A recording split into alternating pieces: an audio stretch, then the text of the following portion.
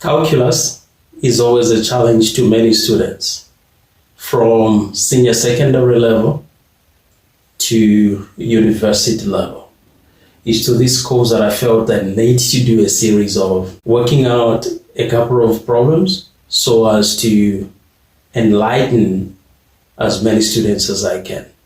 So if you've always been facing challenges, I want you to consider this video as a video that will help you begin to look at calculus differently. Without any further ado, let's take a ride. So what I'm going to work out are the problems that actually came in ECZ exams, starting from 2016 to 2018. But of course, there is a video I did prior to this one where I solved those questions that came in 2016. So we're dealing with 2017, 2018 questions.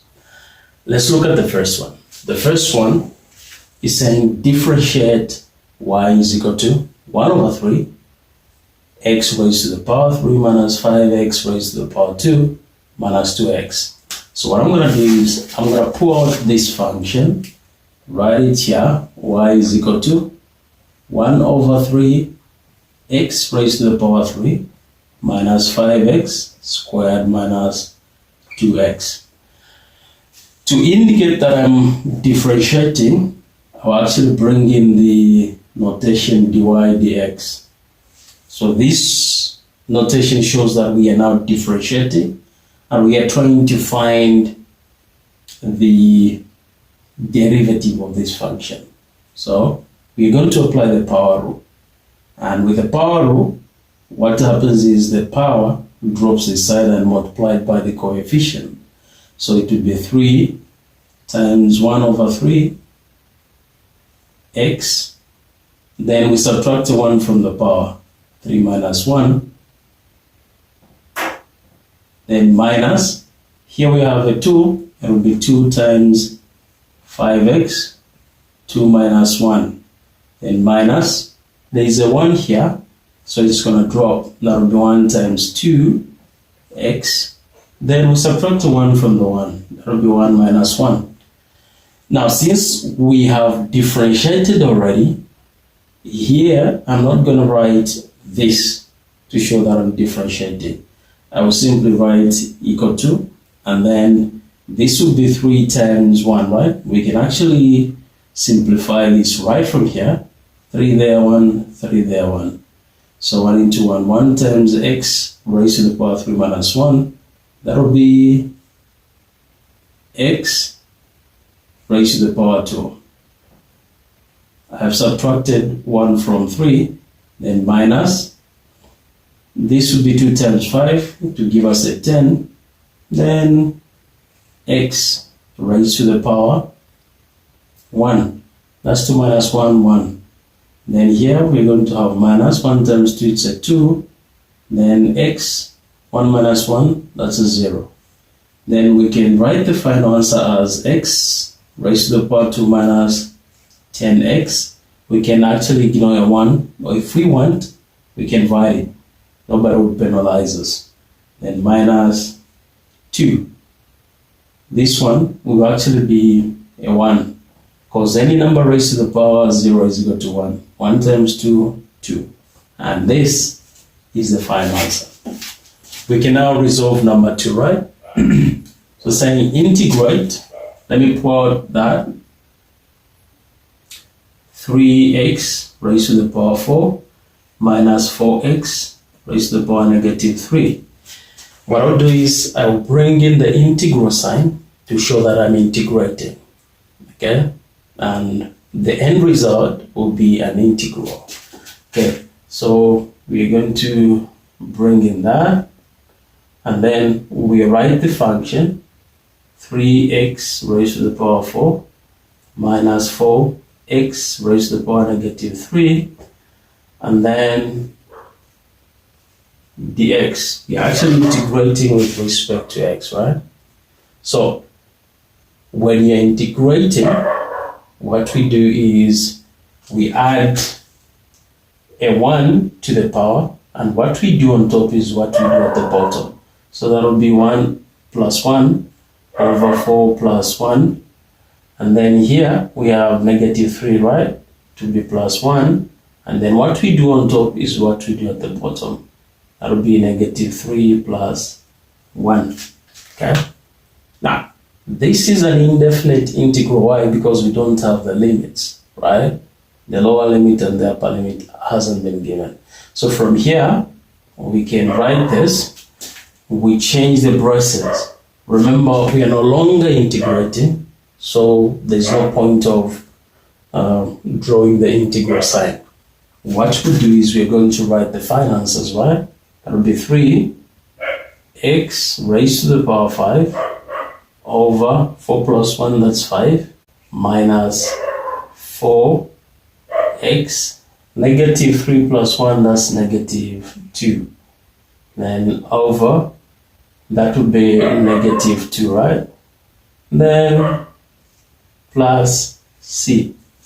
That's the arbitrary constant that you have to add to whatever you're going to find. So that will equal to, okay, that will be 3 over 5, x raised to the power 5, and then these two, that's negative divided by negative, that will give us a plus, and then we're going to have 4x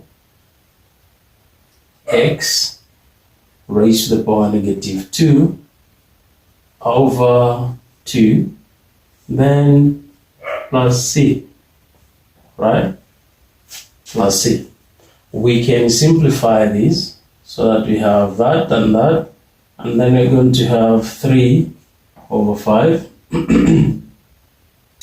x raised to the power 5, then plus plus 2 into 4, that's a 2, x raised to the power 2, and here we're going to have a 1, right? We're going to have a 1, then plus c, plus c. We can finalize this one, and you might be wondering, how do we finalize this one? We don't leave an answer with a negative index, okay? So this one has to go down. So the final answer will be 3 over 5 x raised to the power 5 plus a 2 on top. The one which has the negative power will actually be pulled down, and we're going to have x raised to the power 2. It's now a positive 2. Then plus c. Now, this one is the final answer. And that's how you have to resolve such a question as this one. All right, let's now resolve the last question. And the question is, given that y is equal to, what I'll do is I'll pull out the question. Y is equal to 2x raised to the power 3 minus 5x squared plus 4x plus 2. So that's the function.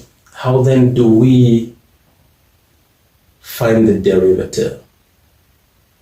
That notation means calculate the derivative, okay? Or saying, can you differentiate the function? So let's do that.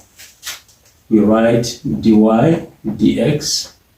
You're actually looking at how y is changing with respect to x, which is equal to, we are applying the power rule, so the power will drop. That will be 3 times 2x 3 minus 1 minus 2 times 5x 2 minus 1, then plus. Here there is a 1, so it will drop there, times 4x 1 minus 1. When you differentiate a constant, the answer is 0. So it will be plus 0. We are no longer going to show differentiation here because we are no longer differentiating. We're simply going to execute all the operations here. So b is equal to 3 times 2, 6. X 3 minus 1 is a 2. Minus 2 times 5, that's a 10. X 2 minus 1, that's a 1. Then plus 1 times 4, 4. X raised to the power 0.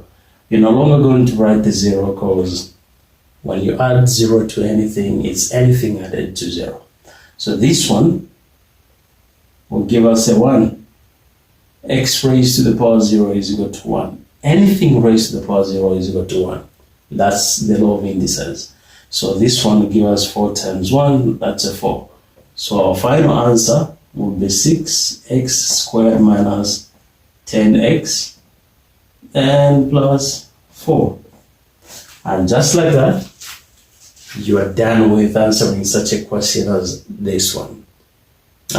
So mostly these questions that we have solved so far come in paper 1, mathematics, those that carry 2 marks. How about those that come in paper 2? Those are the ones that I'm going to solve in the next video. Check the video this side or this side. I don't know where it's showing. Check the one, just click it, and then you're gonna be watching the next sequel videos. Once you finish that one, you'll be warm and dry. You'll never ever fail to answer any question on calculus. See you in the next video.